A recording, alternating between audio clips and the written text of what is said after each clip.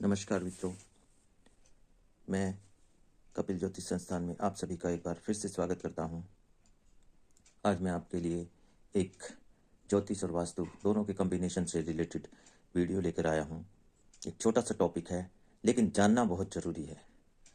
वास्तु एक ही प्रकार का नहीं होता। लाल किताब में ग्रहों के अनुसार, कुंडली के अनुसार जो व्यक्ति है, उसके ग्रह जहाँ बैठे हुए हैं, उसके अनुसार ही वह उसके घर का वास्तु बनता है। जबकि एक नॉर्मल वास्तु है जो हर जगह लागू होता है, लेकिन लाल किताब कहती है कि जो व्यक्ति की कुंडली में ग्रह बैठे हुए हैं, जहाँ बैठे हुए हैं, जिस प्रकार से बैठे हुए हैं, उसी प्रकार से उस व्यक्ति का घर होना चाहिए। अगर उसमें वह चेंज करता है या उस प्रकार का घर नहीं होता है, तो उसमें वह दुख, तकलीफ और कष्ट ही पाता है। आइए एक छोटा सा उदाहरण लेके चलते हैं।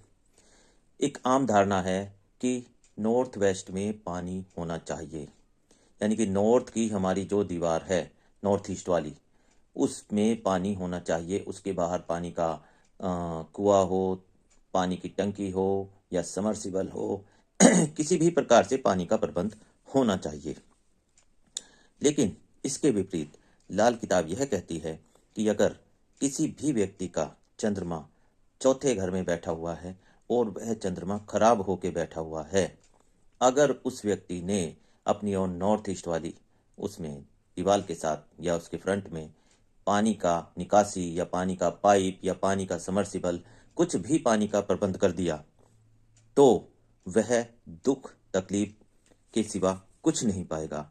वह माता, भूमि, भवन, वाहन, इन सब में तकलीफें पाएगा और दिन प्रतिदिन उसके घर में अनेक प्रकार की समस्याएं उत्पन्न होती रहेंगी। अब इसका उपाय क्या है?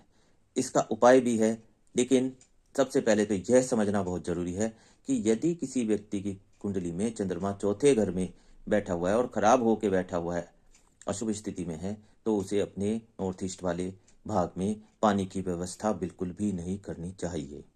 नंबर 2, अगर कर भी रखी है तो अब इसका उपाय क्या है? वैसे तो करनी नहीं चाहिए, सबसे पहले तो उसी को बंद करना चाहिए। अब दूसरा उपाय यह है, वो जो चंद्रमा खराब होकर बैठा हुआ है उसको ठीक करने का भी उपाय यह है कि चंद्रमा के मित्र ग्रह सूर्य, मंगल, सूर्य, मंगल, बृहस्पति, इन तीनों में से आप देखिए कि आपकी जन्म कुंडली में कौन सा शुभ ग्रह बैठा हुआ है।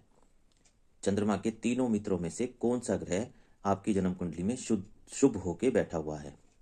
आप जो भी ग्रह शुभ है इनमें से, क्योंकि तीनों चंद्रमा के मित्र हैं, उसकी वस्तुओं को आप चंद्रमा की ये नॉर्थ ईस्ट नॉर्थ वेस्ट वाली जो दीवार है उसके साथ साथ उसकी वस्तुएं, उसकी चीजें उस दीवार के साथ रख दीजिए, वहां स्थापित कर दीजिए, वहां लगा दीजिए।